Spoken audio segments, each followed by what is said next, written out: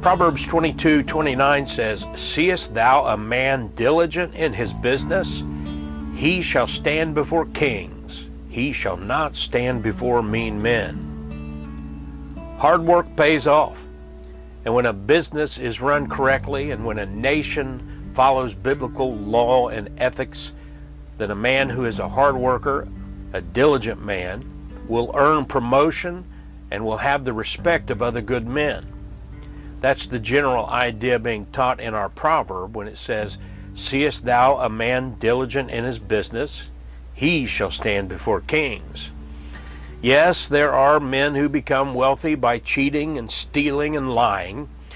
George Soros became a billionaire by manipulating foreign currency, and as a result, he ruined thousands of families. He destroyed the economies of whole countries. For one example, look up Black Wednesday of 1992 and what Soros did to the Bank of England. Soros was diligent, but his diligence was pure evil. What our proverb is talking about is the honest, consistent, faithful, and skillful, hard-working man. And that sort of man is definitely rare these days. Seest thou a man diligent in his business?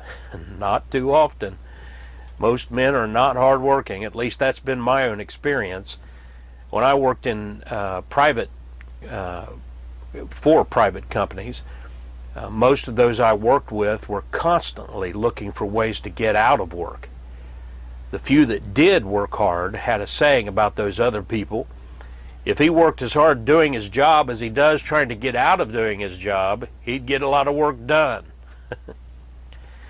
And you may have to think about that for a minute, but you understand what I'm saying. They spend a lot of effort trying to not do their jobs. I also worked for the government, and I always said that 4 out of 5 government workers spend their day watching the 1 out of 5 of us who do all the work. The fact is, the employee who doesn't give their employer an honest day's work is a thief. They are stealing wages for services not rendered. So it's not only the lazy that is violating the principle of our proverb, but another message we get is that crime doesn't pay.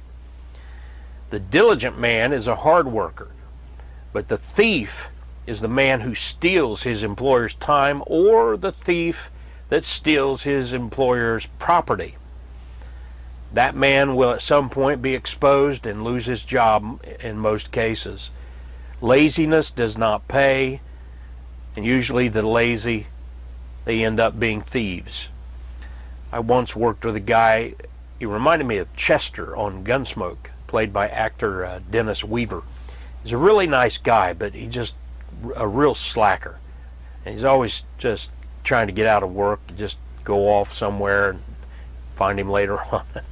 One day a supervisor came to me and said, "Greg, you're a hard worker, but I want you to keep your distance from so-and-so."